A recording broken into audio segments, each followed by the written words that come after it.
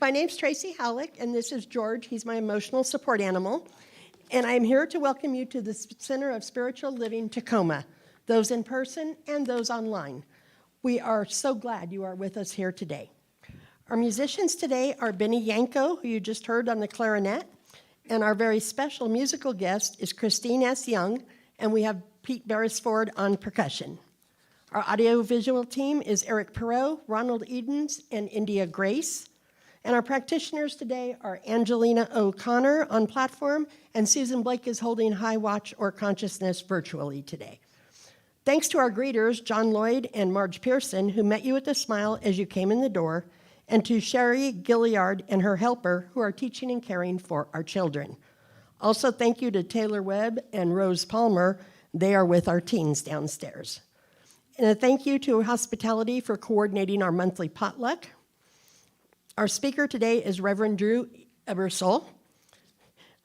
So please see your program announcements for important information about all the fantastic things happening at CSL. And for folks joining us online, please visit our website, csltacoma.org, and explore the heading, What We're Up To. So let's give a round of applause for all our volunteers. There we go. Practitioners will be in the room at the back after service holding a prayer circle, so please join them if you are in need of prayer. And if you're new today and are comfortable raising your hand, please do so that we can say hello and give you a welcome packet. Yay! We also invite you to join us after service for a potluck. It's downstairs for any of you who are new. It'll be a really good time, and we get to develop a lot of authentic connections while we're doing that.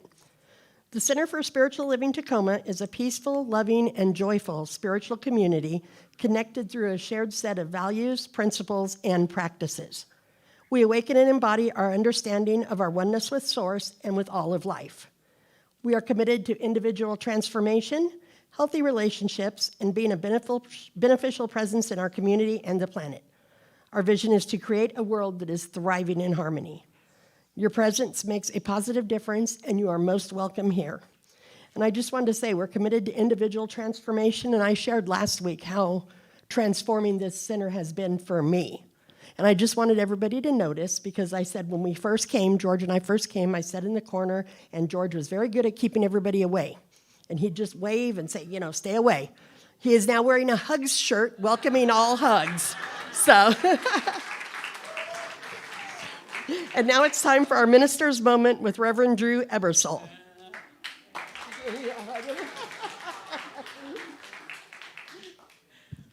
That's awesome. Thank you very much, Tracy. Beautiful. All right, deep breath in and arrive, because you being here right now is the perfect divine order of being exactly where you should be. You were called here. We're here together. We're creating something beautiful together, and that's why we're in this place. Thriving in harmony is our mission statement. I also want to say a word about our practitioners, who are a number here. Can all those who are ministers and practitioners just stand up and raise your hand for a second so you can be seen? Okay, we have a bunch here. We have Steve there. We have Susan in the back. These are people that are really, really good at helping you concentrate on what you're trying to create in your world through conscious thought, okay? So see them. Go to the room after the service and join them, and you will learn how you can actually manifest things. And I've seen a bunch of manifestations happen just this week, and demonstrations on people who needed prayer, and they're like, it happened, it really happened. I'm like, not a surprise, but it's real. So, and one of the things that our practitioners do is they hold high watch in the back. And no, Susan's not sleeping back there, so you don't need to nudge her. Her eyes are closed for a reason. And that's just to hold a consciousness for us all around love and caring and compassion, which is a beautiful thing. The energy of this place is so real. And it is real. And don't you love it? Isn't it cool? It's so cool. I'm sitting up here and it's like, yeah, it's cool. I love it. All right. Toy drive. What you're seeing here. Bring your unwrapped new toys and deliver them. And Manu Baghdadi and others have been helping to create a way for those toys to be delivered to where they're needed most. And it's a lovely way for us to offer a sense of caring and loving for our community. So you can drop them off right there anytime. Potluck today after service. Come and join us. It's really festive downstairs. I know that I think a bunch of people decorated in there. It looks beautiful. So come and join us for that. It's going to be really fun. And all right, when I say bing, you say go. Bing, go. Bing, go. When is it? Next Saturday night, right here. Cash prizes, lots of fun and festivities. Don't miss it. You're going to love it. It's going to be a ton of fun. So bingo on Saturday night. There's also going to be a sacred walk the day after with Reverend Matthew Brecht in the wilderness somewhere, yet to be determined. But I would highly recommend doing that. He's really good at walking through nature, feeling it, connecting with it, and it's quite a beautiful thing. Sound bath. Who likes sound baths? Right? There's going to be one here with Levon Hardison. She's an amazing musician, an amazing person. She's doing it on the 21st. So more to come about that, but mark the 21st on your calendar for a sound bath. Classes are rolling. I know Susan Blake just finished her class today. She's closing her eyes in the back, so she can't raise her hand, but she's smiling. I see her smiling back there. They finished Practical Mysticism, which is wonderful. And Advanced Consciousness is wrapping up the first term with Reverend Dr. Linda Rapond and all of her teachers. And it has been a powerhouse, and today is their final projects. So we'll let you know more to come about after they present them, and we'll talk about that as well. So that's cool. Your gratitude slips are on the back of your chair, so fill those out. We're going to read them every Sunday. I have a couple to read for this day. Christmas Eve service on the 24th. Come, because it's going to be Jim Valley and Lawrence Lambert. See that sound? Oh. When you say Lawrence Lambert, yeah, we go, oh. So come join us for that with Pete and everyone. It'll be a really cool Vesper service and really pretty magical for the evening. And our pledge drive is in full gear. We have some significant goals this year. We want to grow this place. Look at how it's growing. Look at you all. Look at what we're doing. Many churches and centers are shrinking, falling. We are expanding. You are a force for good in our world, and we need to let more people know about that. And pledging helps us do that. And I think Gloria is going to come up and join us. Last week, we had Tracy and George talks about their experiences here. So Gloria is a wonderful therapist and a wonderful friend of the center, and she's going to describe a little bit about her journey. Come on. Hi. I came here first on a one and done date for, it was for the meditation group.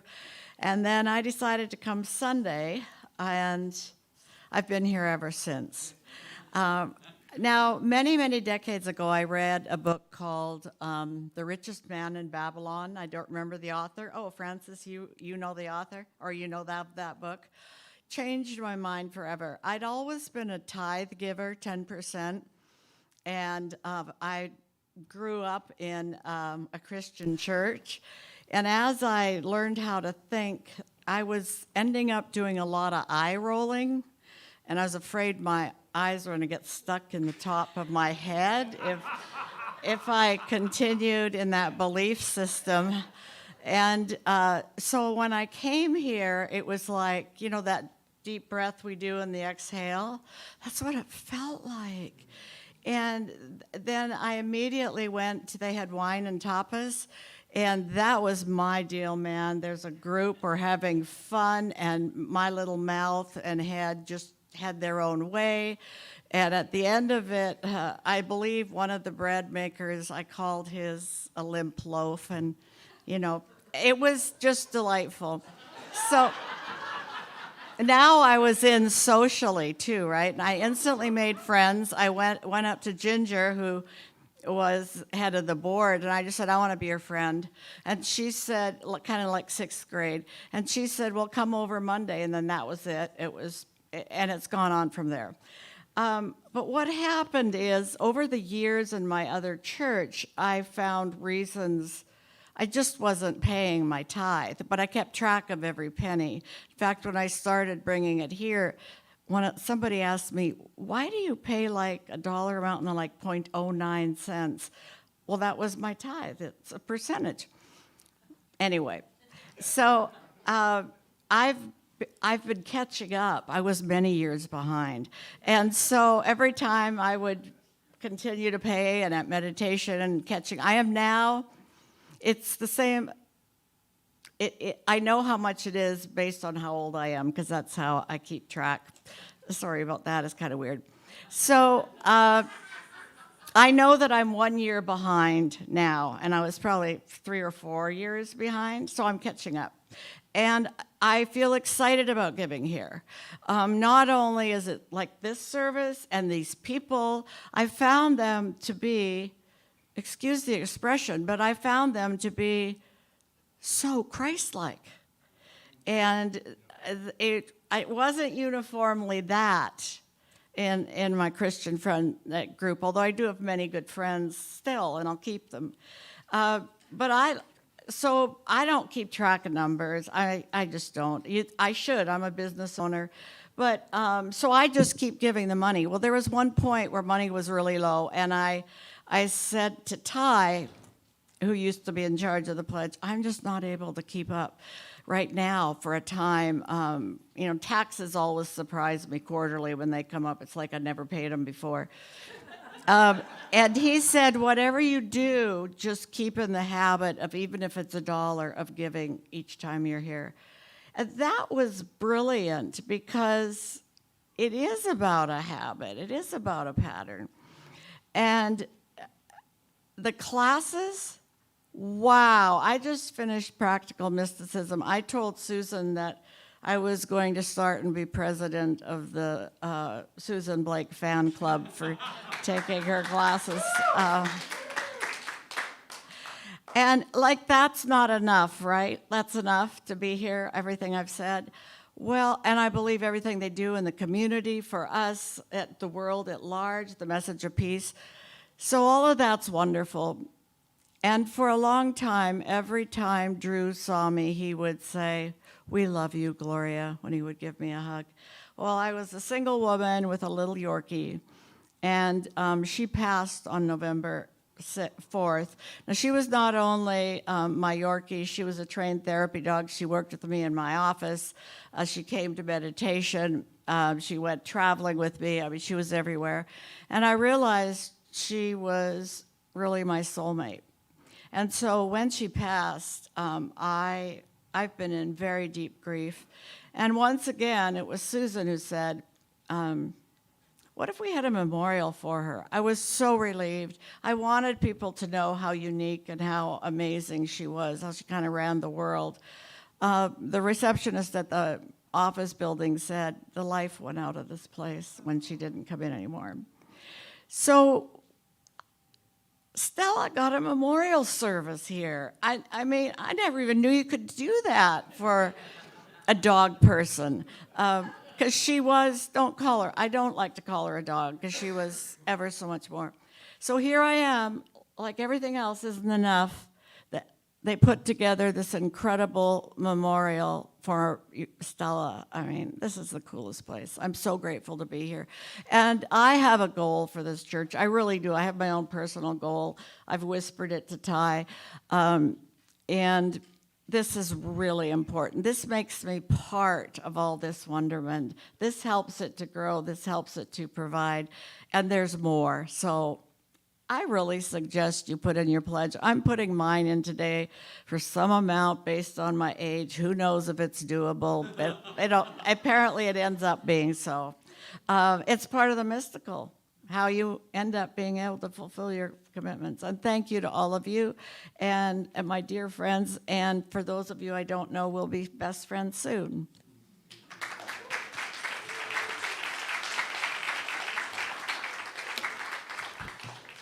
Okay, beautiful. Take a deep breath in again. Just breathe in that authentic goodness that was shared with you, because it's your goodness as well. And the thing I find about it with the pledging, because we pledge every year too, is it's reciprocal. And that's the part of the law of reciprocity that we're all experiencing. When you give, it just keeps coming back. And that's what affluence means. It means the flow of that goodness, that money, that love. So let go and let the good come back to you manifold. Because it does. It's real. When you hold on and clench, you get small. When you open up and let go, you get big, really big. So I love that. Thank you, Gloria, for offering that. You're just a lovely soul. Thank you very much. Okay. we're going to take a second and we're going to read some gratitudes. First, I want us to get a chance to really tangibly feel our connection, our community. So we're just going to take a minute and we're going to, well, actually, I'm going to save that for the talk. Hold on. Got to hold on that. And then we're going to connect a little bit. So I'm going to do gratitude right now. We're going to connect in gratitude. Let's connect in gratitude, okay? So once you hear these and feel these, there's just a couple, but fill them out and drop them in the collection plate in the back of your chair. They're really good for us all to read and hear together. This one says, bright, happy holiday decorations. And she says, I got to see the play Wicked for Good, and it was fabulous. And I got a tremendous haircut. The brave people in Chicago and all the other cities who have stood up and put their bodies on the line to be a voice for those who are unfairly treated in our world. Isn't that lovely? Abundant spiritual healing and CSL gifts for myself and my community. Vibrant, loving space. That's what we're all in together. All right, let's do this real quick as a teaser. Yes, Justin. If anyone's missing gratitudes in their life, Manifesting Mondays tomorrow night. Manifesting Mondays. Thank you, Justin. 7:30, right here. Susan Blake, other practitioners. It's a way to think about how you can create consciously. Showing up at the drop-in group is really easy. So 7:30 Mondays. Come on down. So let's take a second and just fist bump, high five, really quickly. Don't get up. Your neighbors around you and say, we're in this together. Here we go.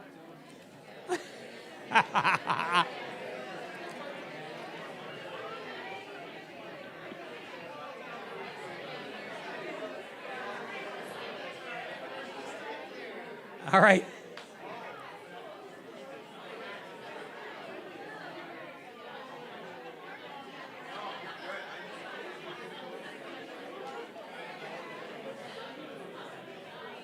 All right, come on back.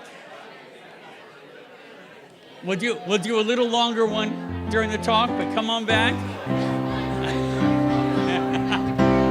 Come on back. All right, now we get some absolutely sublime music with ChristineEss and Pete. Here we go. Take it away. Welcome to the holiday season, everyone. As we prepare into our more meditative portion of the service, I want to share with you one of my favorite holiday meditations. I love meditating through music. Sitting at home in my living room, might have a couple pianos in there, and oh my gosh, just having that time to just center in these songs. And this one is such a special, sacred song to me, and it's I've had a year. And this year, the profound thing that's happened for me in my life is my 4 kiddos that I had in 5 years, they're close in age, they all moved out. They're grown, and the last 2 moved out this year. And it's just me and my husband and my dad and my bunny. And it's very quiet. And I remember the last time I had a Christmas with no children living in my home, I was very pregnant with my first son. And he's born in February, so that gives you an idea of how far along I was in my pregnancy. So being that it was my firstborn son during the Christmas season, and it was right about that time that I learned the song. It might have been that year or a couple years after, but I just remember that profound feeling of being very pregnant and walking through snow in Colorado, because that's where I lived at the time. And this is just such a rich Christmas meditation for my journey of motherhood. And that's what we're all doing is birthing the Christ within us as we go through this season and creating that space. So it's an honor for me to share it with you today.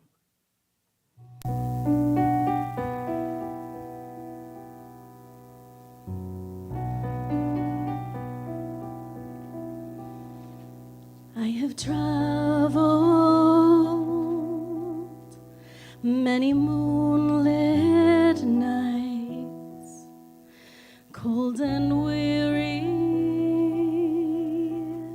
with a babe inside, and I wonder what I've done.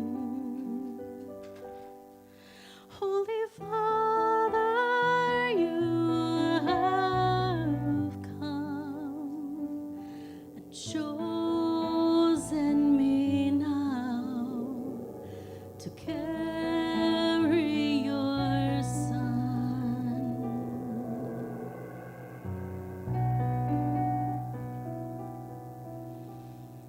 I am waiting in a silent prayer. I am frightened by the load I bear in a world as cold as stone. Must I walk this path alone?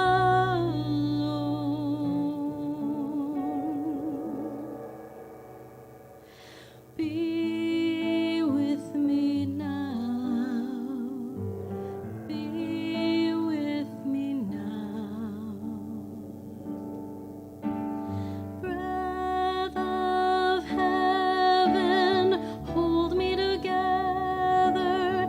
Be forever near me. Breath of heaven. Breath of heaven, light in my darkness, pour over me your holiness, for you are holy. Breath of heaven.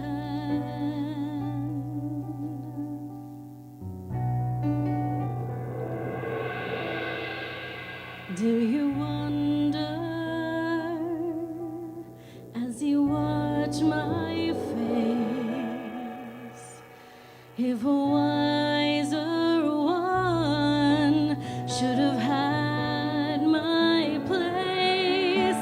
But I offer all I am for the mercy of your plan. Help me be strong. Help me be.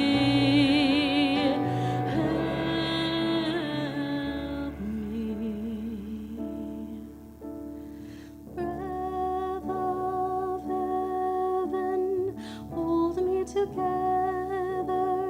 Be forever near me. Breath of heaven. Breath of heaven, light in my darkness, pour over me your holiness, for you are holy. Breath of heaven, breath of heaven, breath of heaven.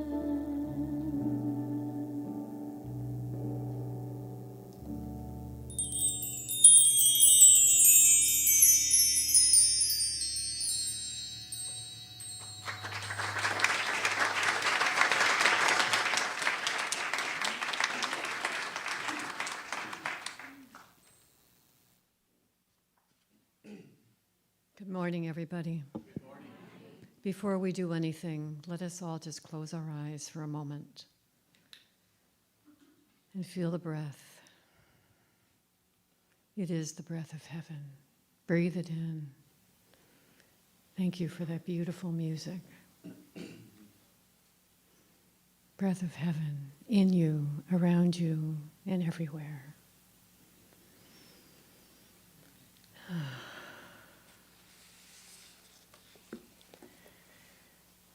So my reading today is from the Book of Awakening by Mark Nepo. I know a lot of you know and love this book. Overthinking is an annoying reflex of being human. Often it overanalyzes a problem or replays what to say and what to do. I feel like a cow shooing a fly that will never go away. We all do this. No one is exempt. feeling insecure. I can endlessly repeat the things that should make me feel solid about myself. And all the while, my esteem keeps unraveling. What is there to do? I'm reminded of Einstein's insight that the manner of thinking that creates a problem cannot be the means by which to solve it. In similar terms, when spinning out, the only thing to do, hard as it may seem, is to get off the mental merry-go-round. This is truly the terrain of faith, jumping into the risk to stop in mid-thought, believing that some deeper knowing will wash over us. In truth, no amount of thinking about yourself will give you confidence, just as no amount of thinking about the sun will warm you, just as no amount of thinking about love will hold you. Confidence and love and the light of the world wait below all the labors of the mind.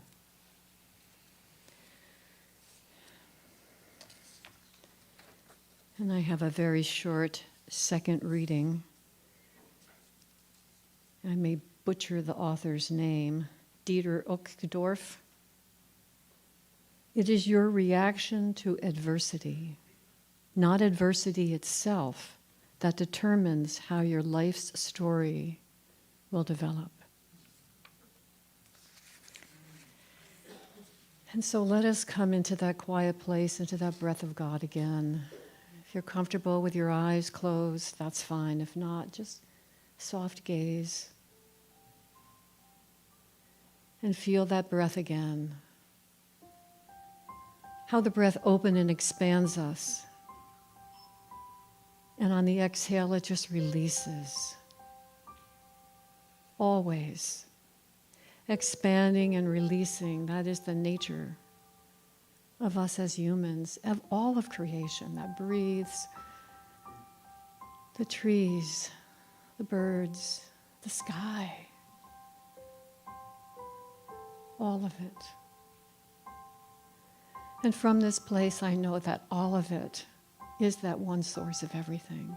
That one source that rises up within me in this moment. That is the love, that is the power and the wisdom that is infused in every cell of my body. And I speak from this place, fully open to that source. That is me, that is everyone, that is all of creation. And so that is true for all present here and online. All are part of that source. All are that breath of life itself. Breathing in, breathing out, opening, and then releasing, opening and releasing. The very nature of who we are. To take in more, to expand more deeply and open into those things we've never done before, never felt before, never known before, with immense curiosity. The wonderment of something new. And so I speak my word at this moment that all that happens here today is exactly what your heart needs to hear. What your mind needs to digest, what that peace inside you will rise up and know truth when you hear it, and believe that that is life itself, within you, all of you. And during this time, Reverend Drew will be enfolded in that love, that peace, that joy, and will share that from the deepest part of heart and soul. And that will touch the deepest part of each person's heart and soul, because it resonates. The truth always resonates. And I am very grateful to speak these words, to know this truth, and to become that truth as all present and online can do themselves. Become that. And I release it into the arms of God, into that divine mind that only has one word to say, which is always yes. Yes. And with that I say, and so it is.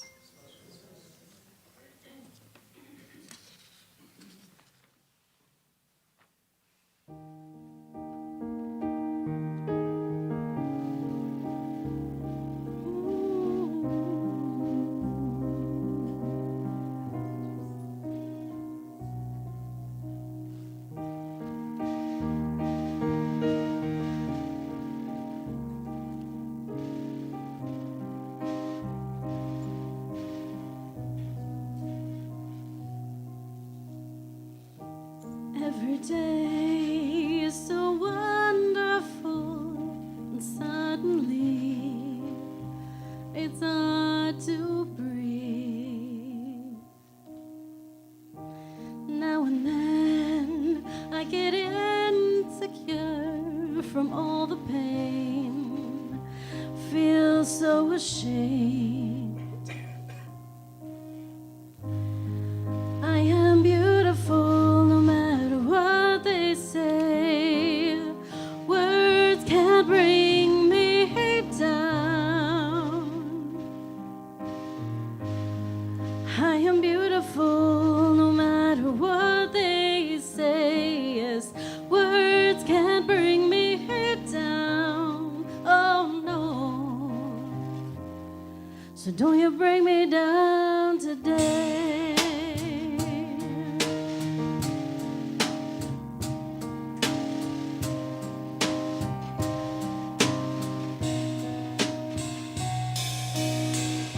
To all your friends, you're delirious, so consumed in all you're doing, trying hard to fill the emptiness, the pieces gone, left the puzzle undone. Ain't that the way it is? You are beautiful no matter what they say. Words can't bring you down. You are beautiful in every single way. Yes, words can't bring you down. Oh no. So don't you bring me down today. No matter what you say, no matter what we do, with a song inside the tune, full of beautiful mistakes. And everywhere we go, the sun will always shine, and tomorrow we might awake on the other side. 'Cause we are beautiful no matter what they say. Words won't bring us down.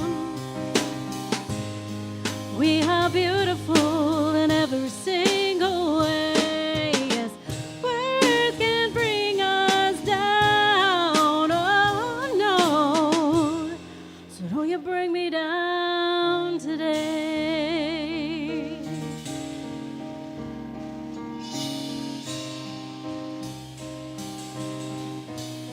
Oh, don't you bring me down today.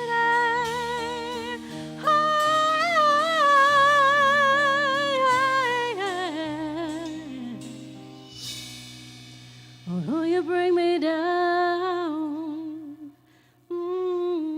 today.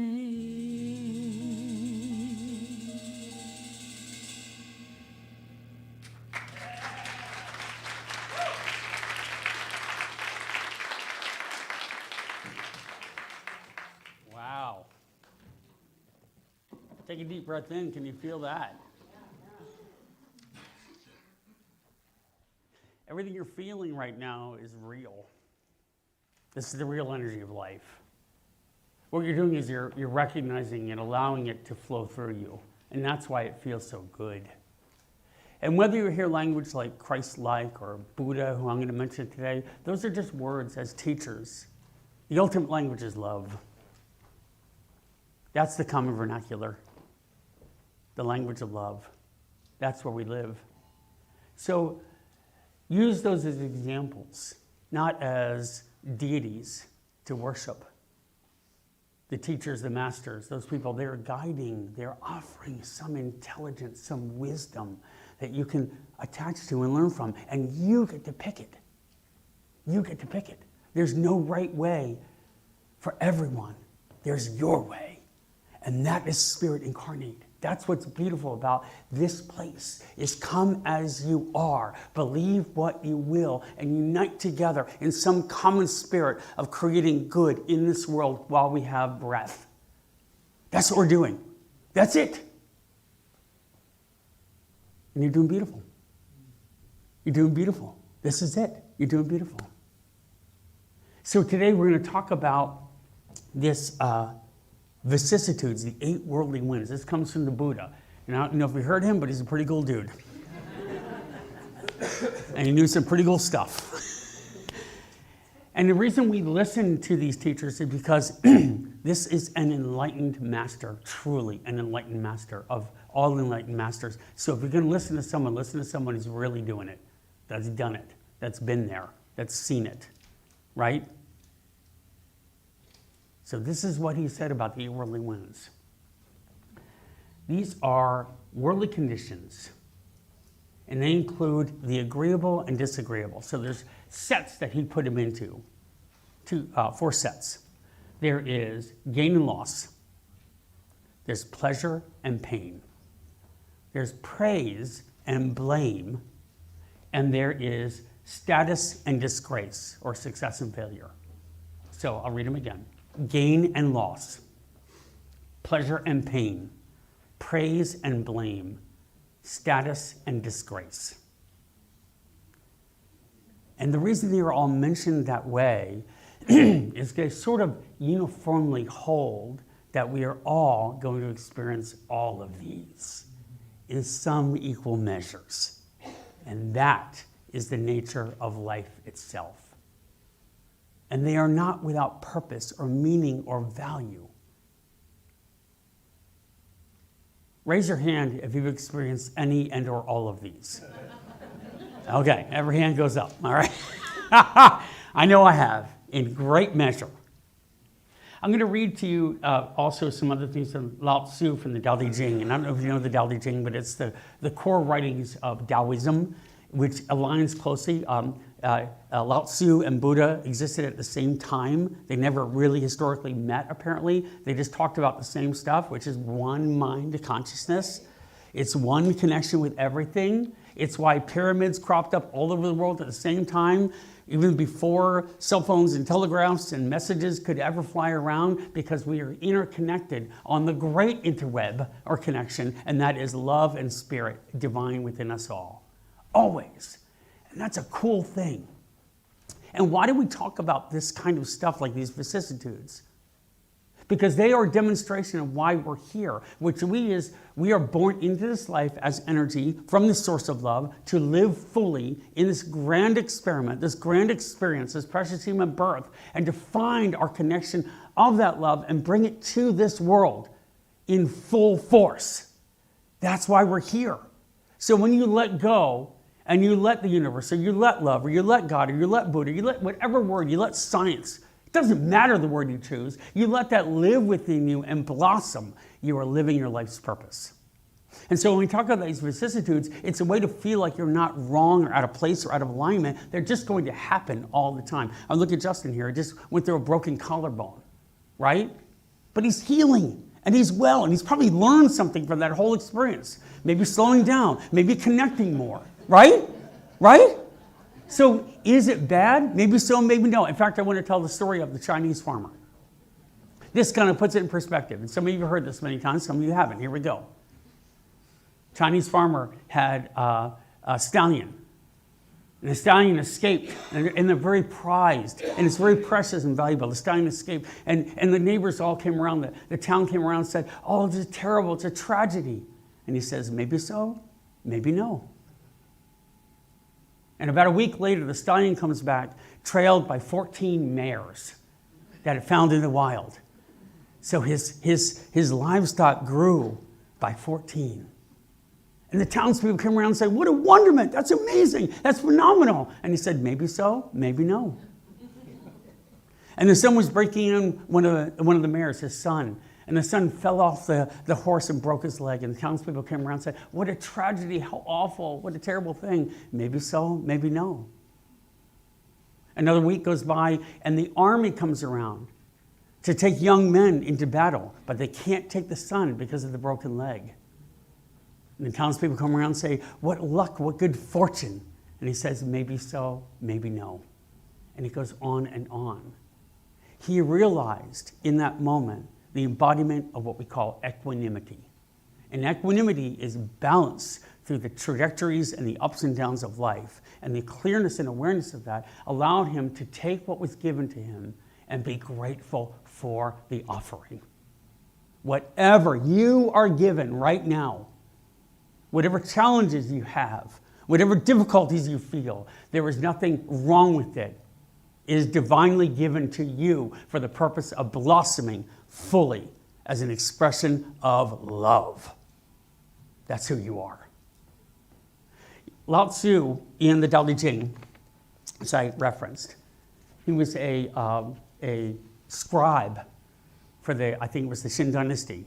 And what he did was he took all his learnings and writings and he went and wandered the wilderness and he wrote this compelling series of passages. And I'm reading from Stephen Mitchell's variation. But I want to read this to you because this often flies in the face of what we think of in our Western culture. Success is as dangerous as failure. Success is as dangerous as failure. What does it mean that success is as dangerous as failure? Whether you go up the ladder or down it, your position is always shaky. When you stand with your 2 feet on the ground, you will always keep your balance. When we don't see self as self, what do we have to fear? See the world as yourself. Have faith in the way things are. Love the world as yourself, and then you can care for all things. Do you hear the wisdom of what he's saying? Let's get off the roller coaster of thinking we have to have certain things in order to be happy, or we can't possibly deal with that. That's terrible or tragic. And let's come together in full faith and realize that it's all a natural unfolding of things exactly as they should be, exactly what your soul called for by coming here. Everything. Every moment with your child, every moment where you don't have a child, every moment when you wish you had a child that would leave, every moment that you're not sure where your child is right now and it's 11 o'clock, every moment that you're with your partner or without your partner, you go through divorce or you have disease or you have broken collarbones, there's nothing wrong with it. It's perfect, exactly as it is. And it's our job with our eyes to see that perfection as it is. Maybe so, maybe no. I'm equanimous, I'm loving, I'm present all the time. Why is this important? Because this allows us to relax. Other than this, we are always tight or full of anxiety or worried or concerned or comparative or contrasting. My life isn't this way. My neighbors look that way. Their Facebook posts showed them drinking Mai Tais in Cancun. I want to be there. Why can't I be there? Right? It's not real. There are moments of joy, but pleasure is not the answer. Love is the answer. We talk about love. It's not just the concept of love or the idea of love. It's the embodiment of love. Last night, a group of our next geners all went out to zoo lights. And it was sublime. And everyone was just perfect as they were. And they showed up as they are. And we walked around and looked at the lights. But the energy and the light you could feel, the love, the connection you could feel, blossomed. You being here this morning, the same exact thing is happening. Same exact thing is happening. So to talk about, I had someone say to me the other day, what is spirit? We should put more spirit into these talks. And the light bulb went off. It says, this is spirit. The ultimate goal of spirit is to show the love. The ultimate goal of all that we do and all that we expand. When we talk about Ernest Holmes or Buddha or Jesus or science, it's all about showing the respect and dignity of becoming the love you want to see in the world. That's why we're here. That's what we're doing right now, is becoming love, embodiment of love in everything I do, everything I say, every way I hug people. I hug George. I'm showing love for George. Right? That's so real. That's the ultimate goal. Love is spirit. God is love. God is love. One word.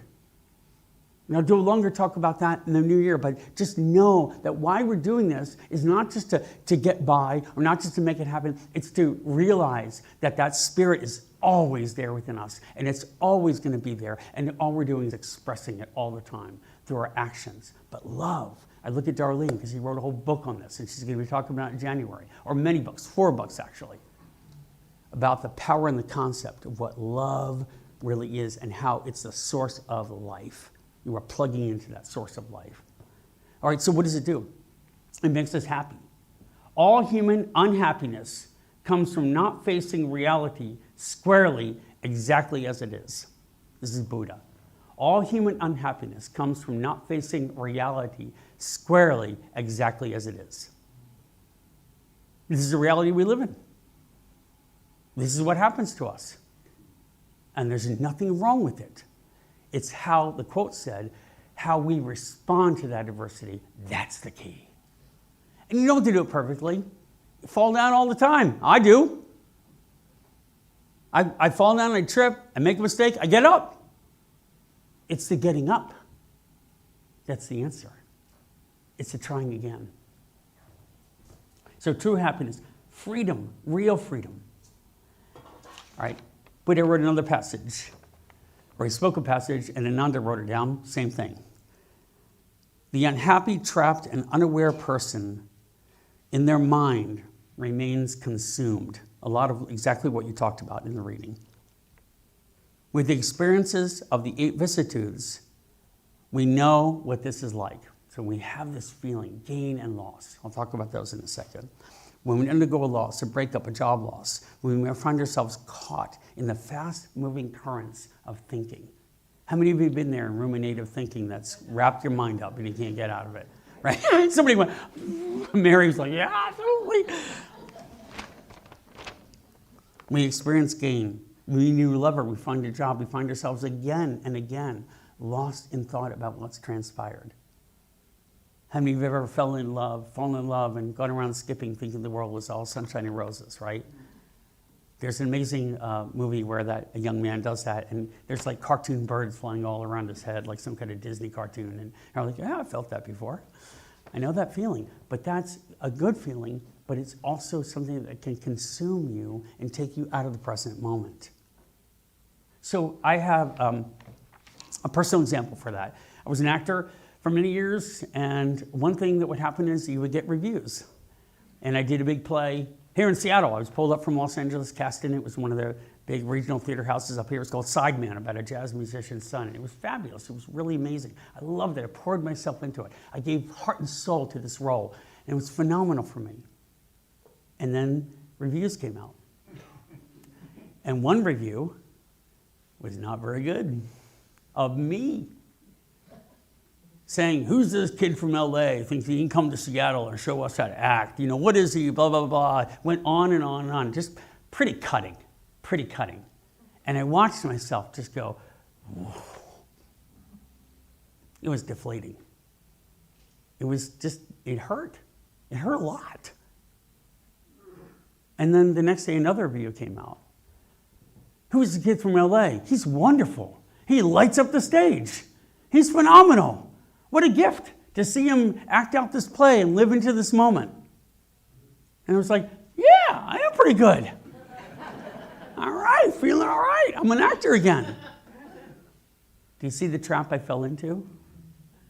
You see how I let others or some opinion or some vicissitude tell me my own self-worth in that moment? I felt like garbage. I felt like a king. So the thing is, and there's the bell confirming that I'm right. Thank you very much. You don't think that was God saying yes? I'm just saying. But this is what happens when you let the vicissitudes, the worldly winds, blow you around to and fro. We've had wild winds the last couple nights. If you let them blow you around, you're off balance. If you're going up the ladder or down the ladder, you're always out of balance. So I vowed that day to stop reading reviews. No, I did still read them, but I read them with a sense of like, yeah, it's just someone's opinion, doesn't matter. And I got more good ones and other not so good ones, and it didn't matter. It wasn't relevant to what was really going on. That's getting off the train of the vicissitudes. So how do we break free from this suffering? How do we break free from this constant worry, concern, comparison, contrast, thinking someone else sees us? You know, something else happened.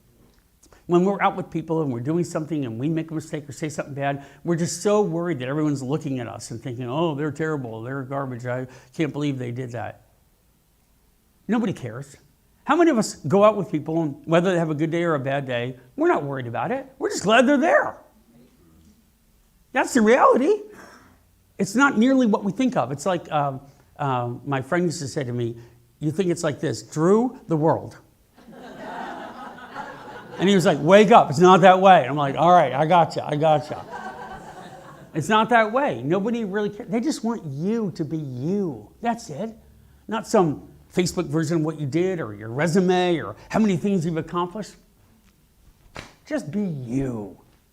Each of you sitting here right now as I'm looking around this audience, I'm seeing, honestly, beauty and perfection.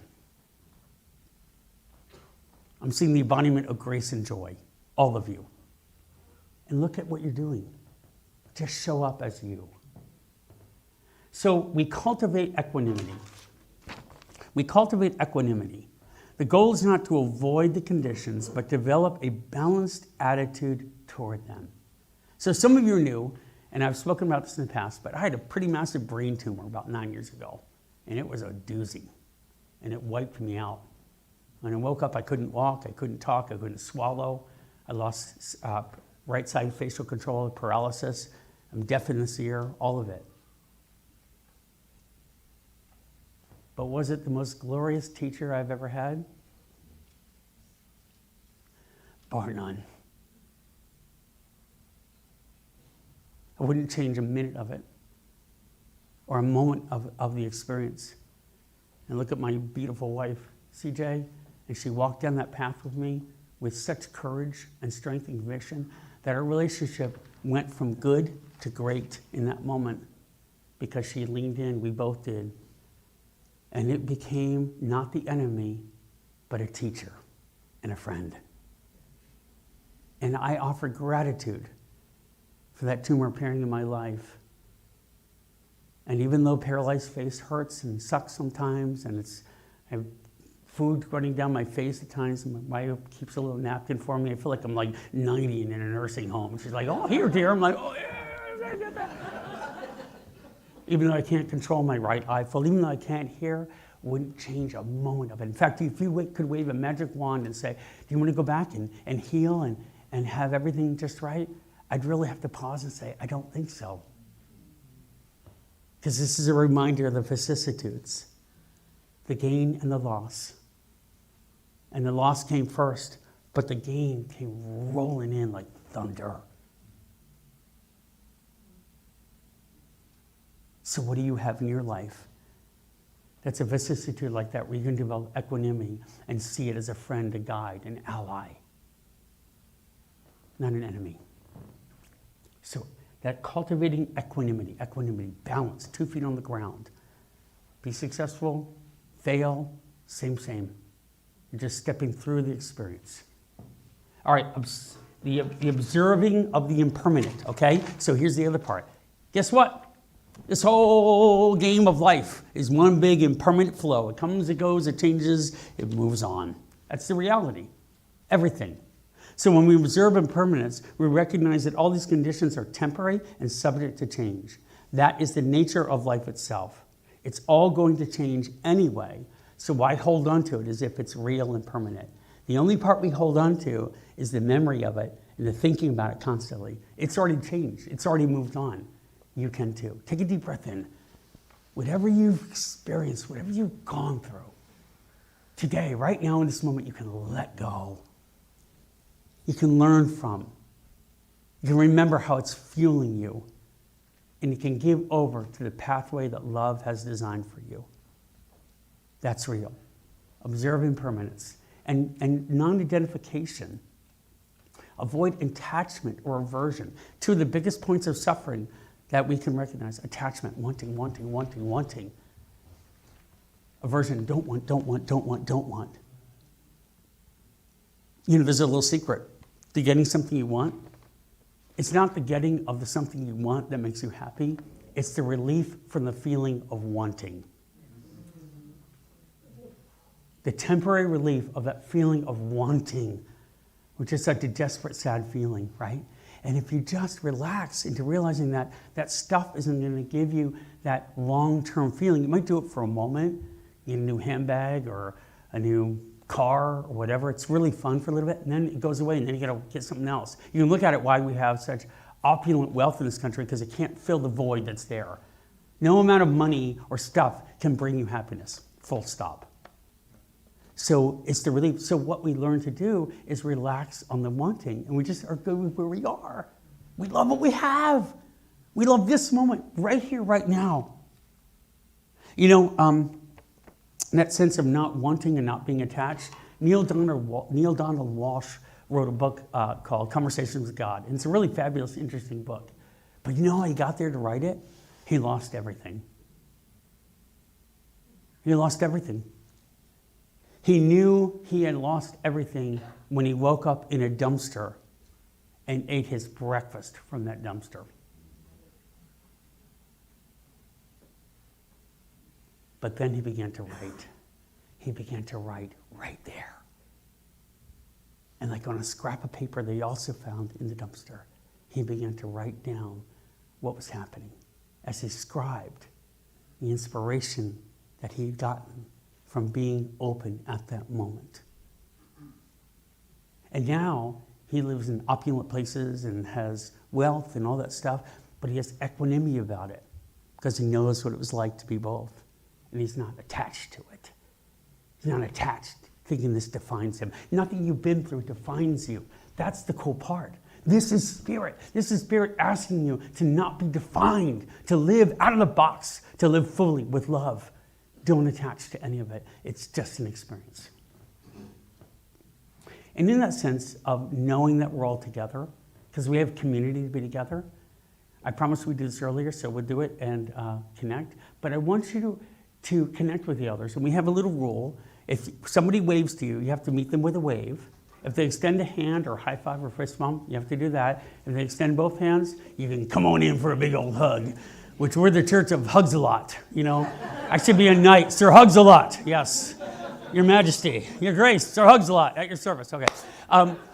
But when you connect, I want you to realize the common sense of all of us being together in this journey of navigating these vicissitudes, and that we are boundless together and we are unstoppable together. So let's take a minute and connect with each other in that sense of realizing we are one on this journey. Good morning. Good to see you today. I'm Drew. What's your name?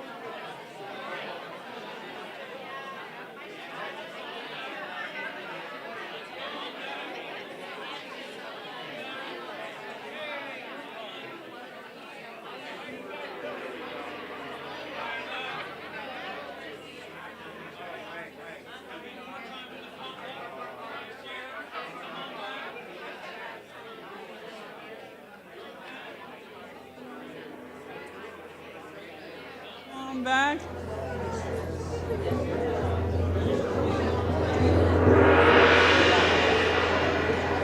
Come on back. Have a seat. Have a seat. All right. Come on back. Come on back. Well, they turned up my mic to make it louder. Thank you. They're like, booming voice of God. You shall return to your seats. All right. Come on back. All right, everybody take a deep breath in together. Deep breath in. Let it out. Let it out. Do you recognize that sense of our common humanity? And that moment, how do you feel right now? It's so good to get that, to connect with that. It's so beautiful. What I want to say is, are you going to play now, Ben? He's like, give me a cue. He's like, let's go. I got a little bit more, sorry. I'm like, I'm going to get the hook here in a minute. Pull the guy off. Sorry. I'm sorry, Benny. That's good. That sense of us being connected like that, that's so real and so tangible. And I want you to feel that, because that, again, that's spirit. When you're looking for where spirit is, it's like a fish swimming in water going, where's the water? In the ocean. Where's the water? Where's the water? I'm looking for the water. You're in it. You are fully in that ocean of love. That's exactly what all this is. I'm gonna close out, and I'm gonna close out now, Benny. So this is my final story. There was a woman that lived in India, and she was a physician, and she had a beautiful family. She had a husband and 3 children, and by all accounts, she had this sense of like this life that was unfolding perfectly. Well, her husband died, and that was a blow. And then she lost a child. And then she lost a second child. And it all fell apart. Gain and loss, joy and pain hit her squarely in the face like a freight train. And she said, I hung onto my life by a thread of not taking it every day, but save the one daughter I had that was on this planet, and I couldn't show up for her. And she spent years in tortured grief, sobbing nonstop. Can you imagine the loss? And then she came to understand meditation. And she said she crawled to that cushion every day for 6 months. And every time she got there, she couldn't meditate. She just sobbed over and over again about the loss and the grief. Sobbed. And she'd walk out, and she'd somehow, by a thread, come back the next day and meditate and sob. And then one day, she showed up, and the sobbing ceased. And she started to breathe. And she started to find out who she really was and why she was really here. And this human went on to become one of the greatest teachers. Her name is Deep Oma, of compassion that our modern times have ever known. And her sense of depth from that experience was boundless. It's like it just opened it up to the full life that she was supposed to live. Had she stayed on that path, would it have been pleasant? Probably. Would she have lots of good memories and lots of good things to do? Probably. But look at the invitation she got to touch millions of people with a sense of real love and purpose that the world had not known, because she stepped into it with non-attachment, with developing that resilience, with observing impermanence, with cultivating equanimity. Take a deep breath in. You are equanimous by nature. You can not only endure all things, you can embrace all things with a fierce love that is unbeknownst to mankind. And you are developing it right here, right now, so that we can create a world that frees ourselves from the wheel of suffering and steps into the abundant love that we are born to become. And Deepa Ma did that as a demonstration, and she lives and has lived a fearless life by changing others' lives in ways that are unimaginable. You are unimaginably good. Feel it right now. So when we go out there today, have a sense of recognizing the truth of these vicissitudes and worldly winds is not bad, but good. Learn to take what is looking like a deficit and make it an ally. And bemoan nothing on your path towards spiritual greatness, because that's what you are, that's what you do, and this is how we do it together. So love and blessings, and let's go forward like an army of good warriors who speak the truth and change the world. Thank you very much.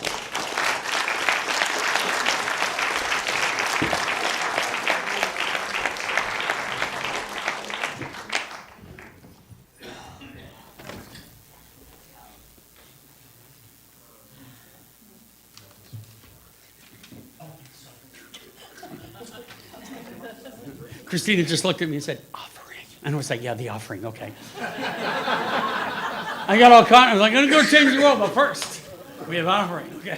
I was like, thank you. So our greeters can come forward if they would, please.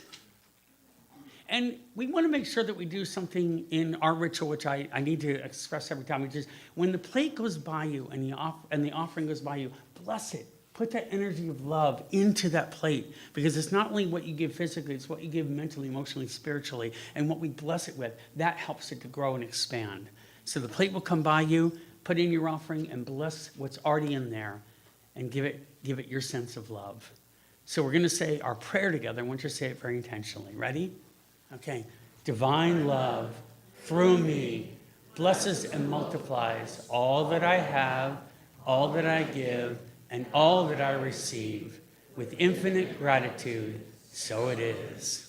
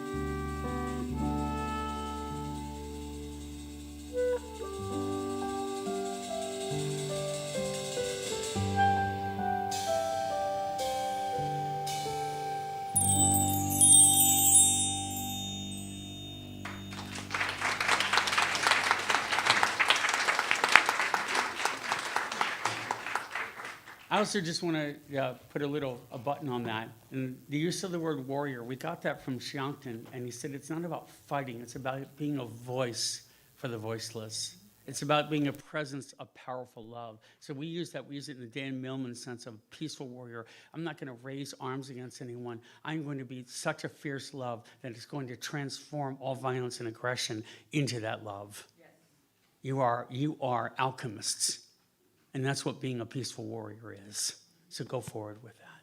And thank you for your generosity and all that we're doing to create this. You're doing something beautiful together. Thank you.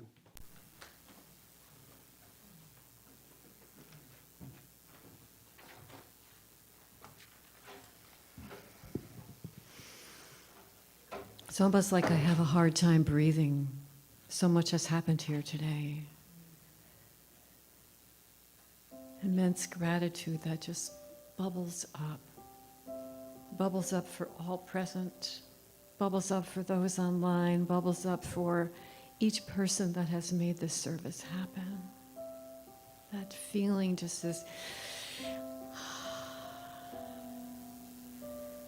and I just wanted to make a comment about this, opposites. We always have these opposites all the time.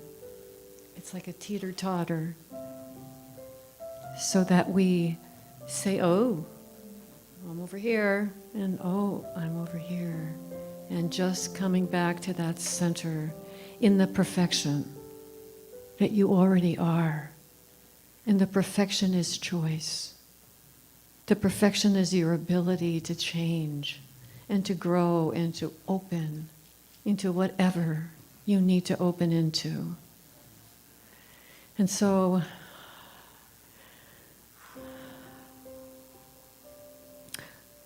I am grateful to be here, to share these words, grateful for all the helpers that have made everything happen here today, for our music, for those caring for children, for those making our sound happen, projecting us out into the world, and for each person present, for Reverend Drew, for his message, for all of it. And in this great gratitude, I say yes. I say yes to all of it, because that is that perfection. The choice of being grateful or the choice of seeing the opposite. I choose gratitude. And I release these words into divine mind, into that heart of God, those open arms waiting for that big hug. And with that, I say, and so it is.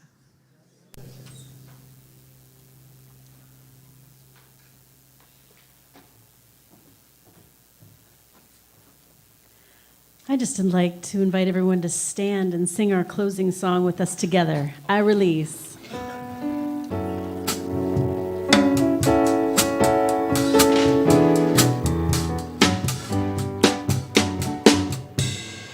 I release and I let go. I let the Spirit run my life, and my heart is open wide. Yes, I'm only here for God. No more struggle, no more strife. With my faith I see the light. I am free in the Spirit. Yes, I'm only here for God. I release and I let go. I let the Spirit run my life, and my heart is open wide. Yes, I'm only here for God. No more struggle, no more strife. With my faith I see the light. I am free in the Spirit. Yes, I'm only here for God. I am free in the Spirit. Yes, I'm only here for God.